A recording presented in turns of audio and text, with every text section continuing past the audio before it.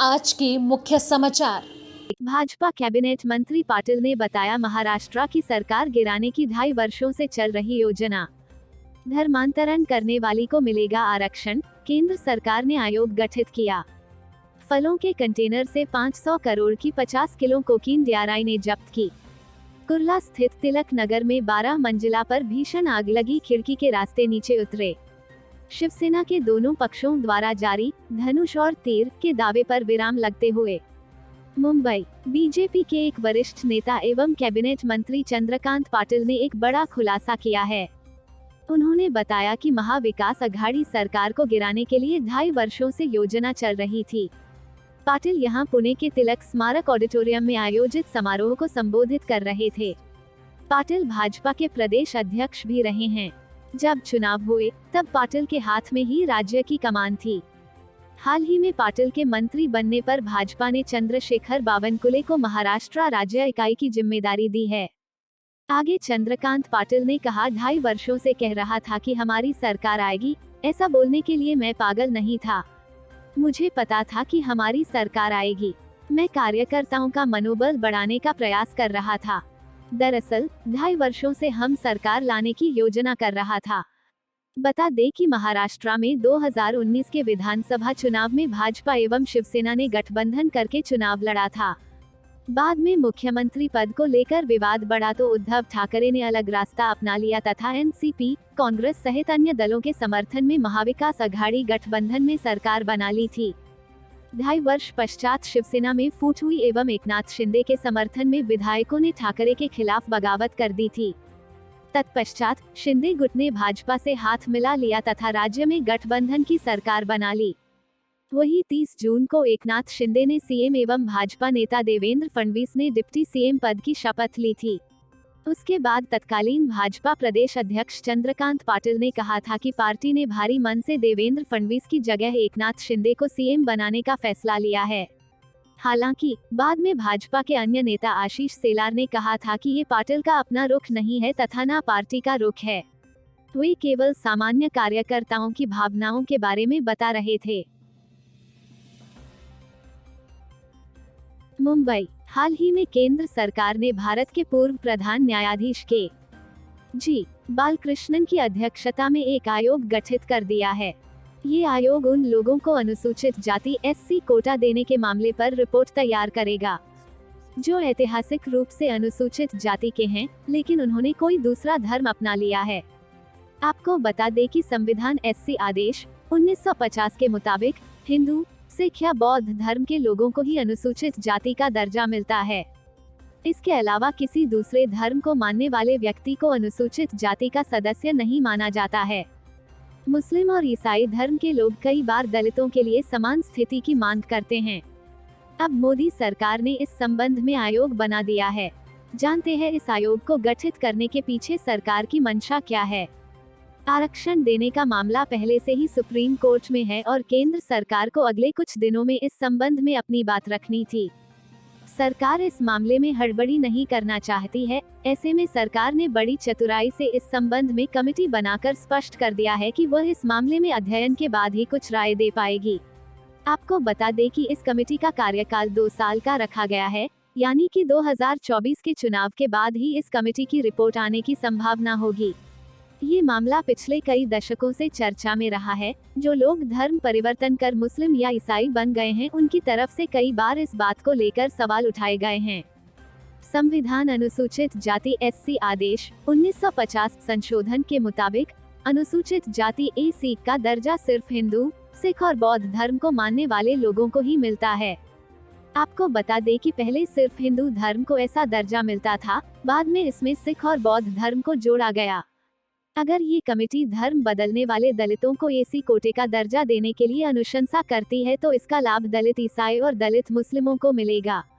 अभी तक इन लोगों को इससे बाहर रखा गया है। हिंदू धर्म के दलित शुरुआत से ही इस कोटे में हैं, जबकि सिख और बौद्ध धर्म के लोगों को बाद में शामिल किया गया। इसके बाद से मुस्लिम ईसाई धर्म के प्रतिनिधि भी इस कानून में संशोधन की मांग करते रहे हैं। पिछली सरकारों ने भी इस मांग पर विचार के लिए कई बार कमेटी बनाई, लेकिन कभी इस पर सहमति नहीं बन सकी।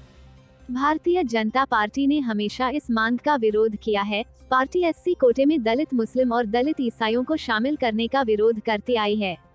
हालांकि पार्टी ने आधिकारिक तौर पर इस मामले पर कभी कुछ नहीं कहा है, लेकिन पार्टी का मानना है कि इससे धर्म परिवर्तन और तेजी से बढ़ेगा। मुंबई राजस्व खुफिया निदेशालय DRI ने नवी मुंबई के नहावा शेवा बंदरगाह पर फलों के एक कंटेनर से 502 करोड़ रुपए मूल्य की 50 किलोग्राम से अधिक उच्च गुणवत्ता वाली कोकीन जब्त की है। एक अधिकारी ने शनिवार को यह जानकारी दी।